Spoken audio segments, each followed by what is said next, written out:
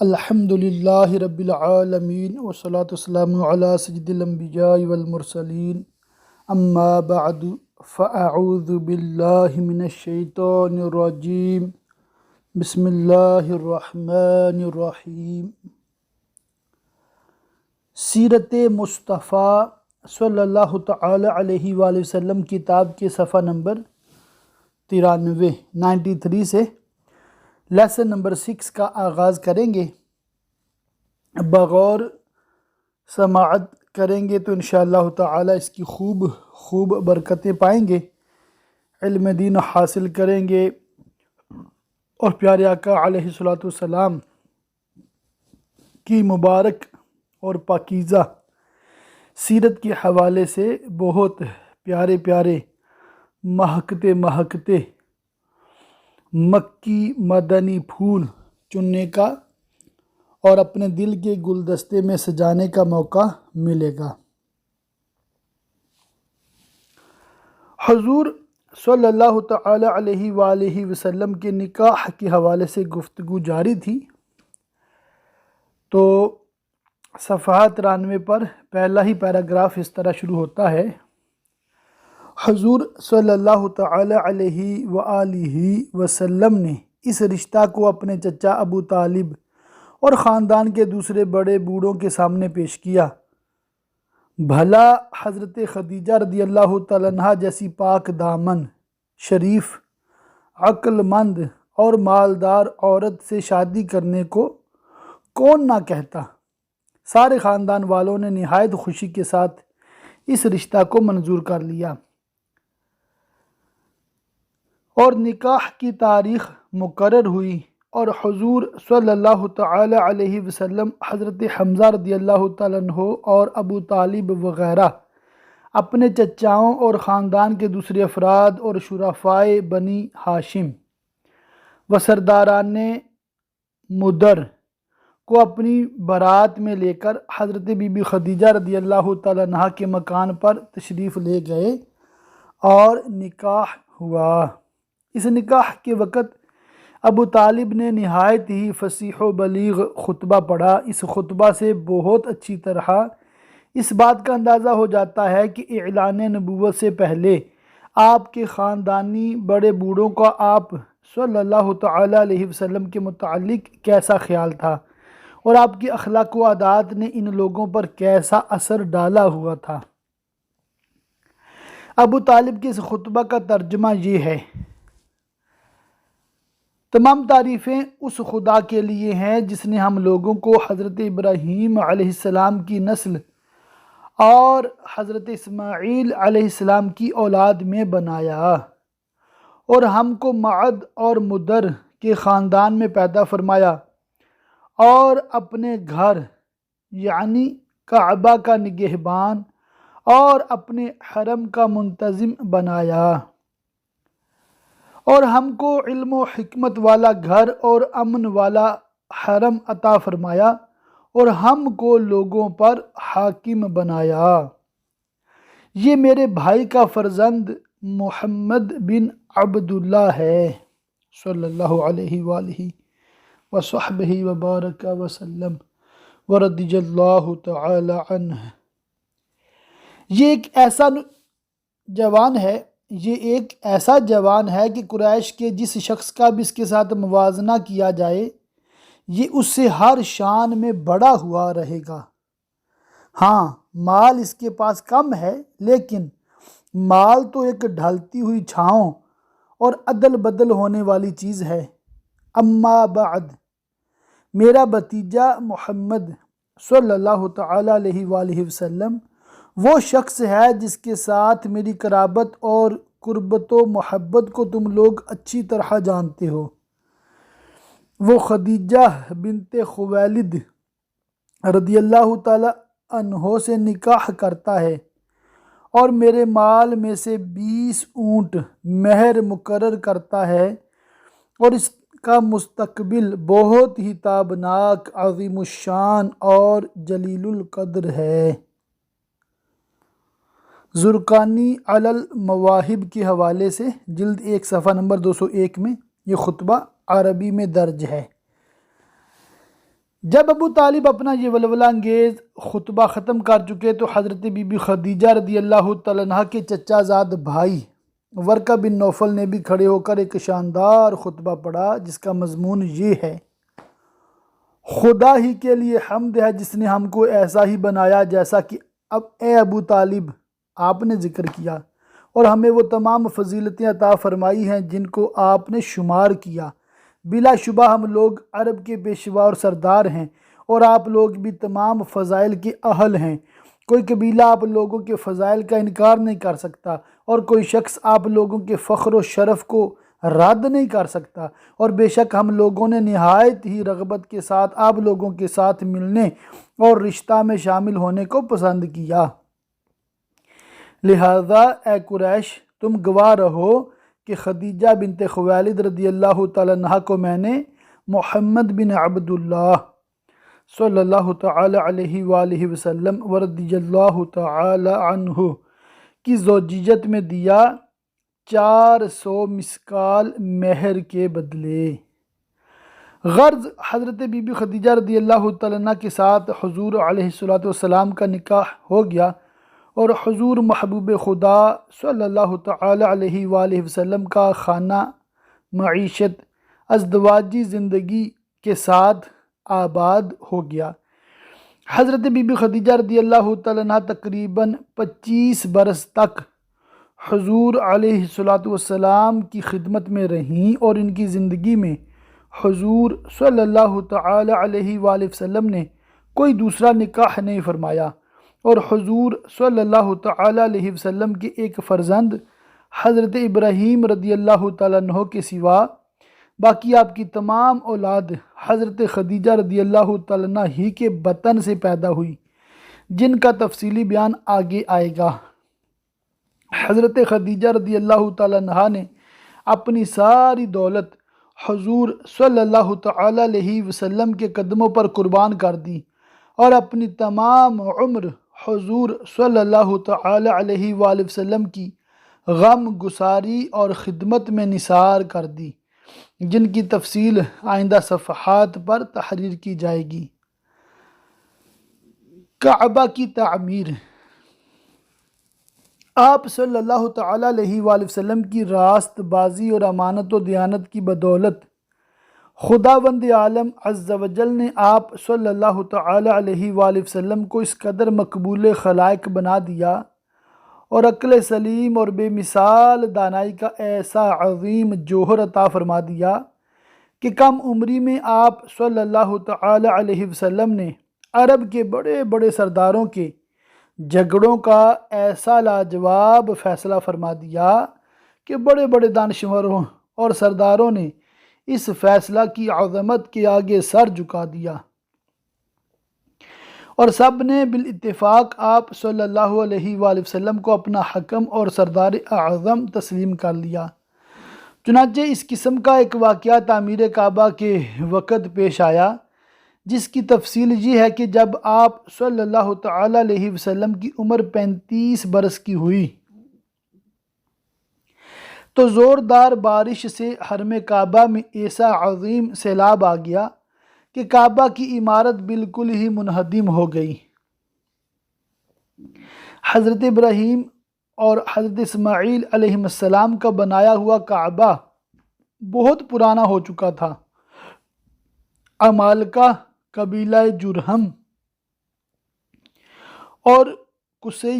وغیرہ اپنے اپنے وقتوں میں اس کعبہ کی تعمیر و مرمت کرتے رہے تھے،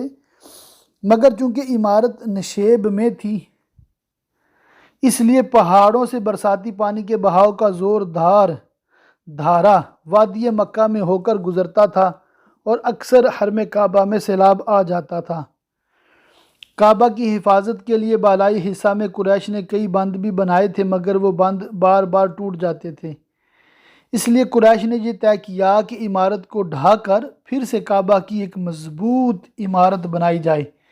جس کا دروازہ بلند ہو اور چھت بھی ہو۔ چنانچہ قریش نے مل جل کر تعمیر کا کام شروع کر دیا۔ اس تعمیر میں حضور صلی اللہ تعالیٰ علیہ وآلہ وسلم بھی شریک ہوئے، اور سرداران قریش کے دوش بدوش پتھر اٹھا اٹھا کر لاتے رہے۔ مختلف قبیلوں نے تعمیر کے لیے مختلف حصے آپس میں تقسیم کر لیے۔ جب عمارت حجر اسود تک پہنچ گئی تو قبائل میں سخت جھگڑا کھڑا ہو گیا۔ ہر قبیلہ یہی چاہتا تھا کہ ہم ہی حجر اسود کو اٹھا کر دیوار میں نصب کریں تاکہ ہمارے قبیلہ کے لیے یہ فخر و اعزاز کا باعث بن جائے۔ اس کشمکش میں 4 دن گزر گئے، یہاں تک نوبت پہنچی کہ تلواریں نکل آئیں۔ بنو عبد الدار اور بنو عدی کے قبیلوں نے تو اس پر جان کی بازی لگا دی اور زمانہ جاہلیت کے دستور کے مطابق اپنی قسموں کو مضبوط کرنے کے لیے ایک پیالہ میں خون بھر کر اپنی انگلیاں اس میں ڈبو کر چاٹ لیں۔ 5ویں دن حرم کعبہ میں تمام قبائل عرب جمع ہوئے اور اس جھگڑے کو طے کرنے کے لیے ایک بڑے بوڑھے شخص نے یہ تجویز پیش کی کہ کل جو شخص صبح سویرے سب سے پہلے حرم کعبہ میں داخل ہو اس کو پنچ مان لیا جائے۔ وہ جو فیصلہ کر دے سب اس کو تسلیم کر لیں۔ چنانچہ سب نے یہ بات مان لی۔ خدا عز و جل کی شان کہ صبح کو جو شخص حرم کعبہ میں داخل ہوا وہ حضور رحمت عالم صلی اللہ تعالیٰ علیہ وسلم ہی تھے۔ آپ کو دیکھتے ہی سب پکار اٹھے کہ واللہ یہ امین ہیں، لہذا ہم سب ان کے فیصلہ پر راضی ہیں۔ آپ صلی اللہ تعالیٰ علیہ وسلم نے اس جھگڑے کا اس طرح تصفیہ فرمایا کہ پہلے آپ نے یہ حکم دیا کہ جس جس قبیلہ کے لوگ حجر اسود کو اس کے مقام پر رکھنے کے مدعی ہیں ان کا ایک ایک سردار چن لیا جائے۔ چنانچہ ہر قبیلہ والوں نے اپنا اپنا سردار چن لیا۔ پھر حضور صلی اللہ علیہ وآلہ وسلم نے اپنی چادر مبارک کو بچھا کر حجر اسود کو اس پر رکھا اور سرداروں کو حکم دیا کہ سب لوگ اس چادر کو تھام کر مقدس پتھر کو اٹھائیں۔ چنانچہ سب سرداروں نے چادر کو اٹھایا اور حجر اسود اپنے مقام تک پہنچ گیا تو حضور صلی اللہ تعالیٰ علیہ وسلم نے اپنے متبرک ہاتھوں سے اس مقدس پتھر کو اٹھا کر اس کی جگہ پر رکھ دیا۔ اس طرح ایک ایسی خون ریز لڑائی ٹل گئی جس کے نتیجہ میں نامعلوم کتنا خون خرابہ ہوتا۔ بحوالہ سیرت ابن ہشام جلد 1 صفحہ نمبر 196 تا 197۔ خانہ کعبہ کی عمارت بن گئی، لیکن تعمیر کے لیے جو سامان جمع کیا گیا تھا وہ کم پڑ گیا، اس لیے ایک طرف کا کچھ حصہ باہر چھوڑ کر نئی بنیاد قائم کر کے چھوٹا سا کعبہ بنا لیا گیا۔ کعبہ معظمہ کا یہی حصہ جس کو قریش نے عمارت سے باہر چھوڑ دیا حتیم کہلاتا ہے، جس میں کعبہ معظمہ کی چھت کا پرنالہ گرتا ہے۔ عالم کورس اردو کے اسٹوڈنٹس، یہاں سے ہمیں یہ سیکھنے کو ملا کہ اب جو ہم خانہ کعبہ کی زیارت کرتے ہیں تو ہمیں ایک کمرہ نظر آتا ہے، اس کے چھت کے اوپر ایک پرنالہ سونے کا نظر آتا ہے، وہ جو پانی جہاں گرتا ہے وہاں ایک چھوٹی سی دیوار ہے، سیمی سرکل دیوار ہے، اس کو حتیم کہتے ہیں۔ اب دیکھتے ہوں گے وہاں بھی اندر لوگ نماز پڑھ رہے ہوتے ہیں، تو یہ عین کعبہ ہے، یعنی کہ کعبہ جو ہے اس عمارت کا نام نہیں ہے، اس جگہ کا نام ہے۔ ٹھیک ہے، یہ جو جگہ ہے یہ ہمارا قبلہ ہے۔ مثال کے طور پر آج بھی اگر اس عمارت کو ہٹا دیا جائے تو ہم اسی سمت کی طرف منہ کر کے نماز پڑھیں گے۔ ٹھیک ہے، تو جو موجودہ جو خانہ کعبہ ہے یہ اسی تعمیر پر ہے جو نبی کریم صلی اللہ تعالیٰ علیہ وآلہ وسلم کے دور مبارک میں، یعنی کہ آپ کی عمر مبارک جب 35 سال تھی اس وقت ہوئی تھی نا، یہ وہی تعمیر ہے۔ اس کے بعد بھی ہوئی ہیں، کیا کیا ہوا ہے، اس سے پہلے بھی کچھ ہوا ہے، اس کی تفصیل انشاءاللہ ہم آگے پڑھ رہے ہیں، مگر یہاں تک آپ یہ سمجھ لیں کہ جو ابراہیم علیہ السلام کی تعمیر والا کعبہ تھا وہ اس سے مختلف تھا جو آج ہمیں نظر آ رہا ہے۔ مطلب کہ قریش کے پاس حلال مال کم رہ گیا تھا، جس کی وجہ سے اس کا جو سائز ہے کمرے کا چھوٹا کرنا پڑا، اور انہوں نے نیت کی تھی کہ صرف حلال مال اس پہ خرچ کریں گے۔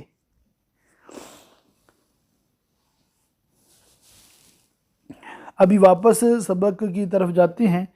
صفحہ نمبر 98 کے پہلا ہی پیراگراف، پہلی ہیڈنگ ہے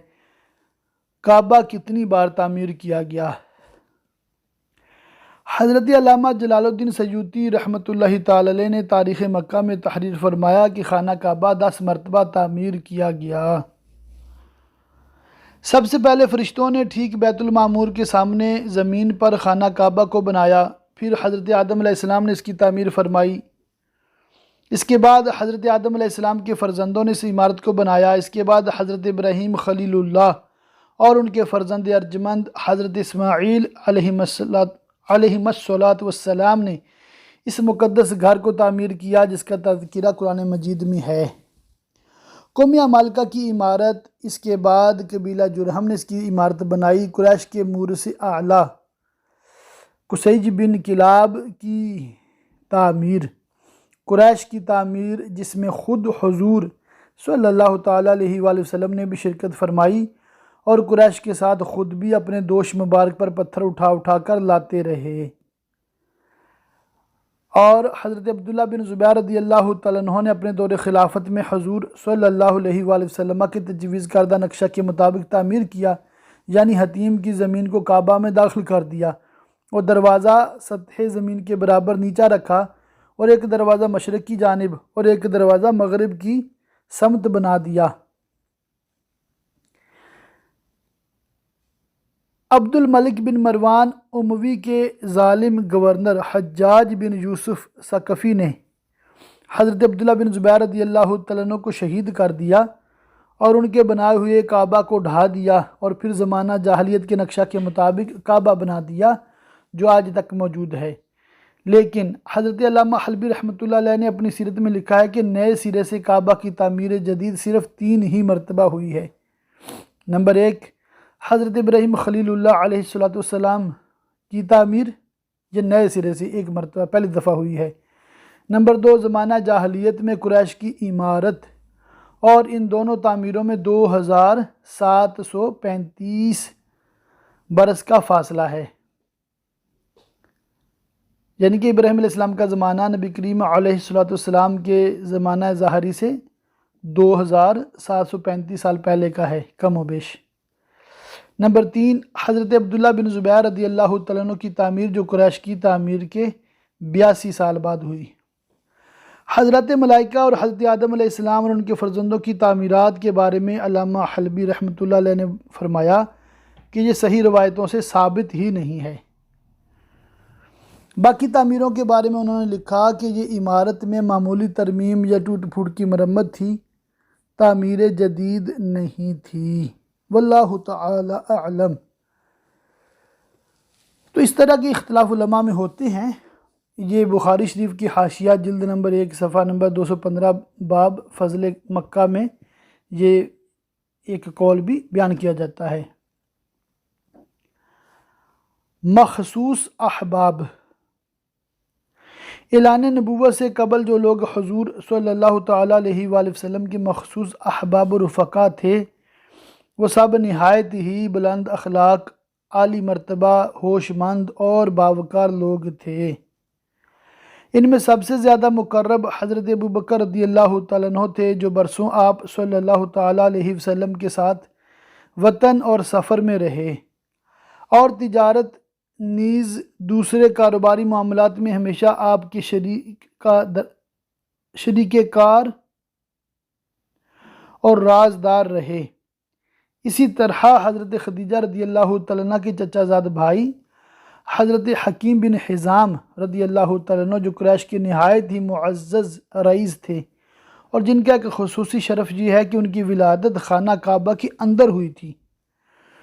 یہ بھی حضور صلی اللہ علیہ وآلہ وسلم کے مخصوص احباب میں خصوصی امتیاز رکھتے تھے۔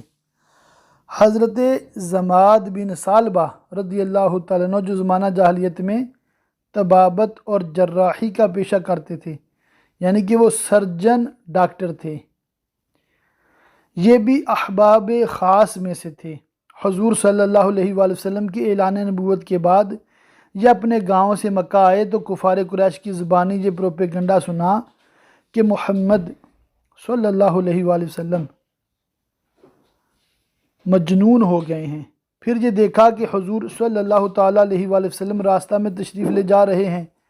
اور آپ کے پیچھے لڑکوں کا ایک غول ہے جو شور مچا رہا ہے۔ یہ دیکھ کر حضرت زماد بن ثعلبہ رضی اللہ تعالیٰ عنہ کو کچھ شبہ پیدا ہوا اور پرانی دوستی کی بنا پر ان کو انتہائی رنج و قلق ہوا۔ چنانچہ یہ حضور صلی اللہ علیہ وآلہ وسلم کے پاس آئے اور کہنے لگے کہ اے محمد صلی اللہ علیہ وآلہ وسلم، میں طبیب ہوں اور جنون کا علاج کر سکتا ہوں۔ یہ سن کر حضور صلی اللہ علیہ وآلہ وسلم نے خدا عزوجل کی حمد و ثنا کے بعد چند جملے ارشاد فرمائے جن کا حضرت زماد بن ثعلبہ رضی اللہ تعالیٰ عنہ کے قلب پر اتنا گہرا اثر پڑا کہ وہ فوراً ہی مشرف با اسلام ہو گئے۔ یہ مشکات شریف میں بھی واقعہ بیان ہے۔ حضرت قیس بن صائب مخزومی رضی اللہ تعالیٰ عنہ تجارت کے کاروبار میں آپ صلی اللہ تعالیٰ علیہ وسلم کے شریک کار رہا کرتے تھے اور آپ صلی اللہ علیہ وآلہ وسلم کے گہرے دوستوں میں سے تھے۔ کہا کرتے تھے کہ حضور اکرم صلی اللہ علیہ وآلہ وسلم کا معاملہ اپنے تجارتی شرکاء کے ساتھ ہمیشہ نہایت ہی صاف ستھرا رہتا تھا اور کبھی کوئی جھگڑا پیش نہیں آتا تھا۔ موحدین عرب سے تعلقات، موحد کہتے ہیں جو اللہ تعالیٰ کو ایک مانتا ہے، جو توحید پرست ہو، اس کو موحد کہتے ہیں۔ عرب میں اگرچہ ہر طرف شرک پھیل گیا تھا اور گھر گھر میں بت پرستی کا چرچا تھا، مگر اس ماحول میں بھی کچھ ایسے لوگ تھے جو توحید کے پرستار اور شرک و بت پرستی سے بیزار تھے۔ انہی خوش نصیبوں میں زید بن عمر بن نفیل ہیں۔ یہ علل اعلان شرک و بت پرستی سے انکار اور جاہلیت کی مشرکانہ رسموں سے نفرت کا اظہار کرتے تھے۔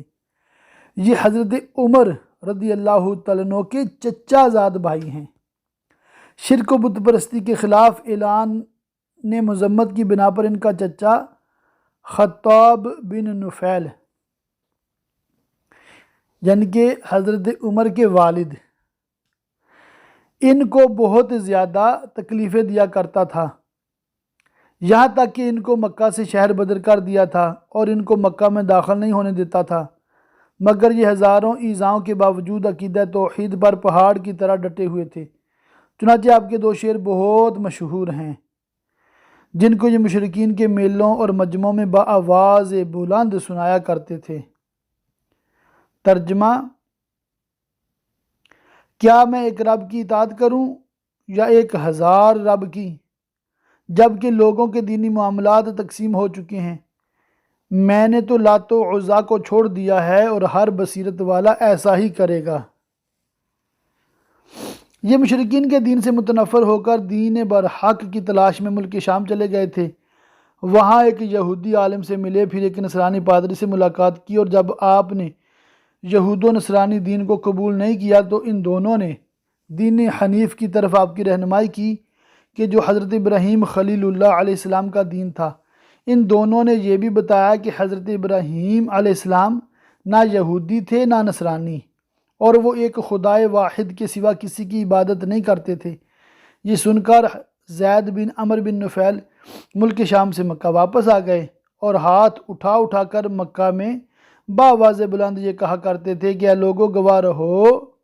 کہ میں حضرت ابراہیم علیہ السلام کے دین پر ہوں۔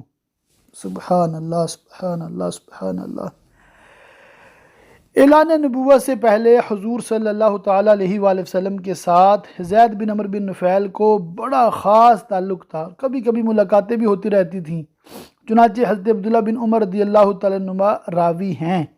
کہ ایک مرتبہ وحی نازل ہونے سے پہلے حضور صلی اللہ علیہ وآلہ وسلم کی مقام بلدہ کی ترائی میں زید بن عمر بن نفیل سے ملاقات ہوئی تو انہوں نے حضور صلی اللہ علیہ وآلہ وسلم کے سامنے دسترخوان پر کھانا پیش کیا۔ جب حضور صلی اللہ علیہ وآلہ وسلم نے کھانے سے انکار کر دیا تو زید بن عمرو بن نفیل کہنے لگے کہ میں بتوں کے نام پر ذبح کیے ہوئے جانوروں کا گوشت نہیں کھاتا، میں صرف وہی ذبیحہ کھاتا ہوں جو اللہ تعالیٰ کے نام پر ذبح کیا گیا ہو۔ پھر قریش کے ذبیحوں کی برائی بیان کرنے لگے اور قریش کو مخاطب کر کے کہنے لگے کہ بکری کو اللہ تعالیٰ نے پیدا فرمایا اور اللہ تعالیٰ نے اس کے لیے آسمان سے پانی برسایا اور زمین سے گھاس اگائی، پھر اے قریش تم بکری کو اللہ کے غیر کے نام پر ذبح کرتے ہو۔ سبحان اللہ، کتنی پیاری دلیل دی تھی انہوں نے۔ حضرت اسماء بنت ابو بکر رضی اللہ تعالیٰ عنہما کہتی ہیں کہ میں نے زید بن عمرو بن نفیل کو دیکھا کہ وہ خانہ کعبہ سے ٹیک لگائے ہوئے کہتے تھے، اے جماعت قریش، خدا کی قسم میرے سوا تم میں سے کوئی بھی حضرت ابراہیم علیہ السلام کے دین پر نہیں ہے۔ حضور اقدس صلی اللہ تعالیٰ علیہ وآلہ وسلم کا اصل خاندانی پیشہ تجارت تھا، اور چونکہ آپ صلی اللہ علیہ وآلہ وسلم بچپن ہی میں ابو طالب کے ساتھ کئی بار تجارتی سفر فرما چکے تھے، جس سے آپ کو تجارتی لین دین کا کافی تجربہ بھی حاصل ہو چکا تھا، اس لیے ذریعہ معاش کے لیے آپ نے تجارت کا پیشہ اختیار فرمایا اور تجارت کی غرض سے شام و بصرہ اور یمن کا سفر فرمایا، اور ایسی راست بازی اور امانت و دیانت کے ساتھ آپ نے تجارتی کاروبار کیا کہ آپ کے شرکائے کار اور تمام اہل بازار آپ صلی اللہ تعالیٰ علیہ وآلہ وسلم کو امین کے لقب سے پکارنے لگے۔ ایک کامیاب تاجر کے لیے امانت، سچائی، وعدہ کی پابندی، خوش اخلاقی تجارت کی جان ہیں۔ ان خصوصیات میں مکہ کے تاجر امین صلی اللہ علیہ وآلہ وسلم نے جو تاریخی شاہکار پیش کیا ہے، اس کی مثال تاریخی عالم میں نادر روزگار ہے۔ حضرت عبداللہ بن ابی الحمصہ صحابی رضی اللہ تعالیٰ عنہ کا بیان ہے کہ نزول وحی اور اعلان نبوت سے پہلے میں نے آپ صلی اللہ علیہ وآلہ وسلم سے کچھ خرید و فروخت کا معاملہ کیا، کچھ رقم میں نے ادا کر دی، کچھ باقی رہ گئی تھی، میں نے وعدہ کیا کہ میں ابھی آ کر باقی رقم بھی ادا کر دوں گا۔ اتفاق سے 3 دن تک مجھے اپنا وعدہ یاد نہیں آیا۔ تیسرے دن جب میں اس جگہ پہنچا جہاں میں نے آنے کا وعدہ کیا تھا تو حضور صلی اللہ علیہ وآلہ وسلم کو اسی جگہ منتظر پایا، مگر میری اس وعدہ خلافی سے حضور کے ماتھے پر ایک ذرا بال نہیں آیا، بس صرف اتنا ہی فرمایا کہ تم کہاں تھے، میں اس مقام پر 3 دن سے تمہارا انتظار کر رہا ہوں۔ بحوالہ سنن ابو داود، یہ صحائح ستہ کی حدیث پاک کی کتاب ہے، جلد نمبر 2 صفحہ نمبر 334۔ اسی طرح ایک صحابی حضرت صائب رضی اللہ تعالیٰ عنہ جب مسلمان ہو کر بارگاہ رسالت میں حاضر ہوئے تو لوگ ان کی تعریف کرنے لگے، تو رسول اللہ صلی اللہ علیہ وآلہ وسلم نے فرمایا کہ میں انہیں تمہاری نسبت زیادہ جانتا ہوں۔ حضرت صائب رضی اللہ تعالیٰ عنہ کہتے ہیں کہ میں عرض گزار ہوا، میرے ماں باپ آپ پر فدا ہوں۔ آپ نے سچ فرمایا، اعلان نبوت سے پہلے آپ میرے شریک تجارت تھے، اور کیا ہی اچھے شریک تھے، پارٹنر تھے، بزنس پارٹنر تھے، آپ نے کبھی لڑائی جھگڑا نہیں کیا تھا۔ یہ بھی سنن ابو داود میں ہی واقعہ بیان ہے۔ اس سے آگے انشاءاللہ تعالی یہ پڑھ لیتے ہیں، 1 منٹ 2 لگیں گے، انشاءاللہ تعالی پڑھ لیتے ہیں تاکہ یہ ہمارا باب مکمل ہو جائے۔ غیر معمولی کردار۔ حضور اقدس صلی اللہ علیہ وآلہ وسلم کا زمانہ طفولیت ختم ہوا اور جوانی کا زمانہ آیا، تو بچپن کی طرح آپ صلی اللہ علیہ وآلہ وسلم کی جوانی بھی عام لوگوں سے نرالی تھی۔ آپ کا شباب مجسم حیا اور چال چلن، عصمت و وقار کا کامل نمونہ تھا۔ اعلان نبوت سے قبل حضور صلی اللہ علیہ وآلہ وسلم کی تمام زندگی بہترین اخلاق و عادات کا خزانہ تھی۔ سچائی، دیانتداری، وفاداری، عہد کی پابندی، بزرگوں کی عظمت، چھوٹوں پر شفقت، رشتہ داروں سے محبت، رحم و سخاوت، قوم کی خدمت، دوستوں سے ہمدردی، عزیزوں کی غمخواری، غریبوں اور مفلسوں کی خبر گیری، دشمنوں کے ساتھ نیک برتاؤ، مخلوق خدا کی خیر خواہی، غرض تمام نیک خصلتوں اور اچھی اچھی باتوں میں آپ صلی اللہ تعالیٰ علیہ وآلہ وسلم اتنی بلند منزل پر پہنچے ہوئے تھے کہ دنیا کے بڑے سے بڑے انسانوں کے لیے وہاں تک رسائی تو کیا، اس کا تصور بھی ممکن نہیں ہے۔ کم بولنا، فضول باتوں سے نفرت کرنا، خندہ پیشانی اور خوش روئی کے ساتھ دوستوں اور دشمنوں سے ملنا، ہر معاملہ میں سادگی اور صفائی کے ساتھ بات کرنا حضور صلی اللہ علیہ وآلہ وسلم کا خاص شیوا تھا۔ حرص، طمع، دغا، فریب، جھوٹ، شراب خوری، بدکاری، ناچ گانا، لوٹ مار، چوری، فحش گوئی، عشق بازی، یہ تمام بری عادتیں اور مذموم خصلتیں جو زمانہ جاہلیت میں گویا ہر بچے کی خمیر میں ہوتی تھیں، حضور صلی اللہ علیہ وآلہ وسلم کی ذات گرامی ان تمام عجوب و نقائص سے پاک صاف رہی۔ آپ کی راست بازی اور امانت و دیانت کا پورے عرب میں شہرہ تھا، اور مکہ کے ہر چھوٹے بڑے کے دلوں میں آپ کے برگزیدہ اخلاق کا اعتبار اور سب کی نظروں میں آپ کا ایک خاص وقار تھا۔ بچپن سے تقریباً 40 برس کی عمر شریف ہو گئی، لیکن زمانہ جاہلیت کے ماحول میں رہنے کے باوجود تمام مشرکانہ رسوم اور جاہلانہ اطوار سے ہمیشہ آپ کا دامن عصمت پاک ہی رہا۔ مکہ شرک و بت پرستی کا سب سے بڑا مرکز تھا۔ خود خانہ کعبہ میں 360 بتوں کی پوجا ہوتی تھی۔ آپ صلی اللہ علیہ وآلہ وسلم کے خاندان والے ہی کعبہ کے متولی اور سجادہ نشین تھے، لیکن اس کے باوجود آپ صلی اللہ علیہ وآلہ وسلم نے کبھی بھی بتوں کے آگے سر نہیں جھکایا۔ غرض نزول وحی اور اعلان نبوت سے پہلے بھی آپ صلی اللہ علیہ وآلہ وسلم کی مقدس زندگی اخلاق حسنہ اور محاسن افعال کا مجسمہ اور تمام عیوب و نقائص سے پاک و صاف رہی۔ چنانچہ اعلان نبوت کے بعد آپ صلی اللہ علیہ وآلہ وسلم کے دشمنوں نے انتہائی کوشش کی کہ کوئی ادنا سا عیب یا ذرا سی خلاف تہذیب کوئی بات آپ کی زندگی کے کسی دور میں بھی مل جائے تو اس کو اچھال کر آپ کے وقار پر حملہ کر کے لوگوں کی نگاہوں میں آپ کو ذلیل و خوار کر دیں، مگر تاریخ گواہ ہے کہ ہزاروں دشمن سوچتے سوچتے تھک گئے، لیکن کوئی ایک واقعہ بھی ایسا نہیں مل سکا جس سے وہ آپ صلی اللہ علیہ وآلہ وسلم پر انگشت نمائی کر سکیں۔ لہذا انسان اس حقیقت کے اعتراف پر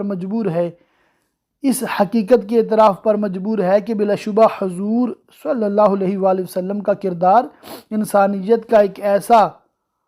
محیر العقول اور غیر معمولی کردار ہے جو نبی علیہ السلام کے سوا کسی دوسرے کے لیے ممکن ہی نہیں۔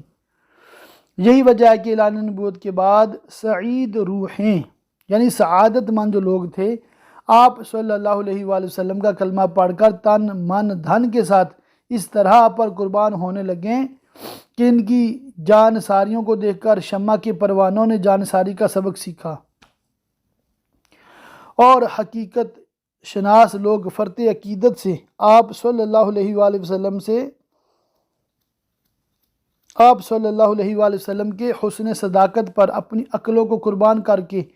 آپ کے بتائے ہوئے اسلامی راستہ پر عاشقانہ اداؤں کے ساتھ زبان حال سے یہ کہتے ہوئے چل پڑے کہ چلو وادی عشق میں پا برہنہ، یہ جنگل وہ ہے جس میں کانٹا نہیں ہے۔ سبحان اللہ، سبحان اللہ۔ اللہ تعالی ہم سب کو پیارے آقا علیہ السلام کی تعلیمات کو سمجھنے، سیکھنے، اس پہ عمل کرنے اور دوسروں تک پہنچانے کی توفیق عطا فرمائے۔ آمین بجاہ النبی الامین وصلی اللہ تعالی علیہ وآلہ وصحبہ وبارک وسلم۔